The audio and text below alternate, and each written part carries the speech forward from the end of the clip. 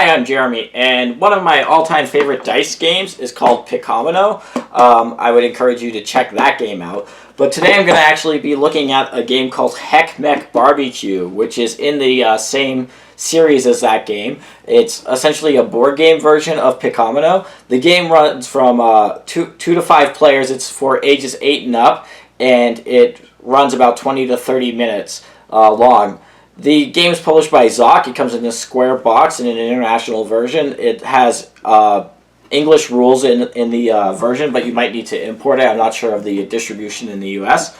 The game casts you, I suppose, as these chickens who are going to a barbecue to try to gather either worms to eat, which are these little pieces, or these little things that we call worm castings, but I suppose are grill snails. And whoever captures the most of those, bird foods will be the winner at the end of the game. I'm going to take a moment to show you the rules of the game, and I'll come back and give you my thoughts on the game. This is the setup for Heckmeck Barbecue. The game is going to be played between 2 and 5 players. Each player will get a set of these discs. The game calls them plates, that they will be using to claim spaces along this barbecue grill. You'll notice that this barbecue grill has numbers on it going from 23 to 36. Those are going to be targets that you're going to try and get when you roll the dice. And they also have worms on them, from 5 worms all the way down to 1 worm. The first space here has 3 worms. Usually it's ascending number of worms. And those are going to be rewards that you get for being able to place one of your plates onto one of the grill spots. You'll get those rewards in these tiny little worm tokens, which will be points at the end of the game. Each one of these red ones will be 1 point, the blue ones will be 5 points. And then there are also these worm casting figures, which I'll explain in a moment. So the basic round structure of the game is that the player is going to take these 8 dice, and then they are going to roll them. They are normal 6-sided dice, except the 5s have worms on them. After each roll, they will have to choose a value to set aside. So I might set aside these 6s, and then they will roll the remaining dice if they choose. Here you would have to, and I'll explain why in a moment. Once you've set aside a value, you're not able to set aside that same value again. So I have 2 6s again. I would not be able to set these aside, so I'd either have to set aside these 3s, the 1, or the worm. Let's say I set aside the worm. The worm counts as 5 towards your total, and it's also required that you have at least 1 worm to be able to claim one of these spaces. I'm not sure if these could show up on the camera, but that's what the dice face looks like. So that's your worm face. This total would be 6, 12, 17. That's still not enough to get on the board, so I'd be forced to roll again. Now I have another 8. That would bring me up to 25. I would probably at this point choose to stop rolling, and then I would be able to place one of my plates onto the 25 space. So I would just place it here. I would get 1 worm because I placed that there, and that would end my turn. Then it would go on to the next player, who would do the same. They would roll. If they set aside these, let's say they set aside the worms, roll again. Maybe they'll set aside this 4. That'll bring them up to 14. And 16. And now they have all 3, so they have to set aside all of those. So that'd be 28. So then, the second player, they would put down this. They would get 2 worms because they placed their pawn on that space. So this will just keep going back and forth, and there's a few other things that could happen during the course of the game. Let's say it was the black player's turn again, and they rolled, and they got their total also to 28.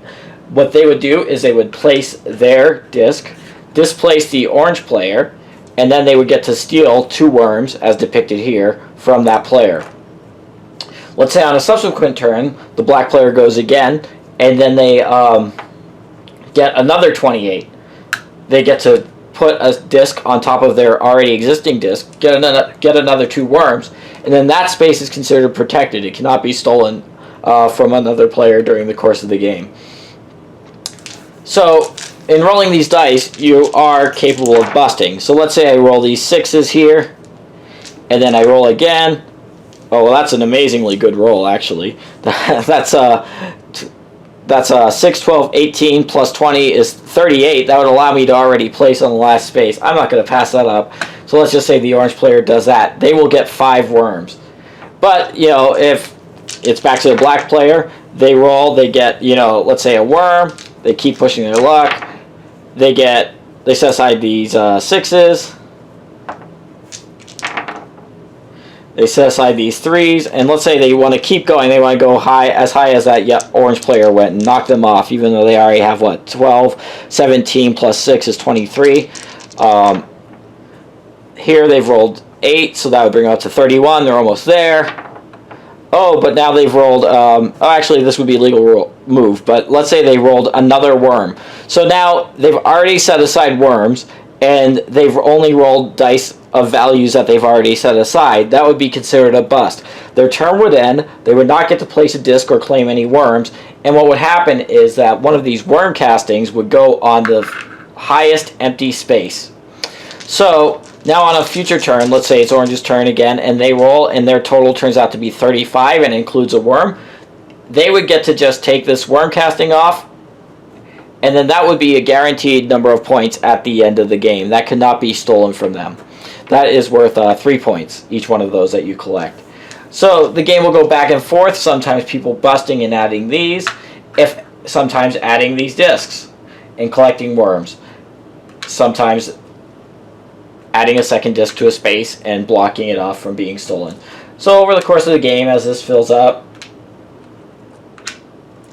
eventually we'll get to a point like this, and let's say that, somebody busts, this comes here. The next time somebody busts, this worm casting will go onto a space that only has a single disc on it. So this space here, it would not go onto a double disc, and then it would go on the next double disc space.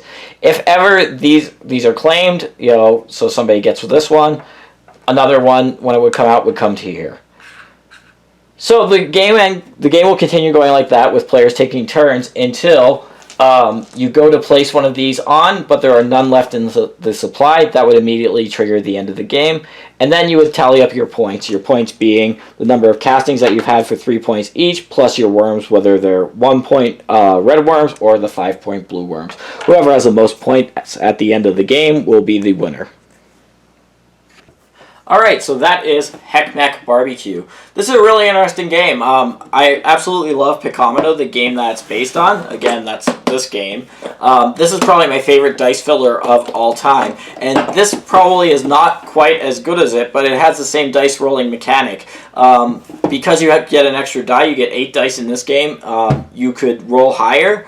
And the board play is somewhat interesting, especially if you've played a lot of Picomino, but I really think the game is more of a variant to the base game of Picomino. If you don't have that, I would suggest that you just get Picomino first. It's easier to track down. But if you've played a lot of Picomino and you want something that's a little bit different, Heckmeck Barbecue is terrific in its own right. It's just relatively similar to that game. I've played this plenty of times with my family, and we really enjoy it. The way that what the board brings to the game is essentially a more visual representation of what's going on, and also it enables you to steal worms from another player more easily than in Picomino. In Picomino, you can only steal the top tile that a player collects and get the worms that way, and they can protect their tiles over the course of the game. Here, anything that doesn't get a double plate on it is open game, so it gives you more options for stealing. So it's a little bit more, I wouldn't say confrontational, but it's a little bit more of a back and forth game than Picomino is, but it does change the dynamics of play a little bit. But largely it's the same type of game as that game. People who like that one will like this one. I probably prefer Picomino. It's just slightly cleaner as a design, but this one's really terrific in its own right. It's one of my favorite dice fillers, if not my very favorite, like Picomino happens to be. So I would encourage you to check out one of the games in the series at the very least. And those are my thoughts on Heckmeck Barbecue. So thanks for watching.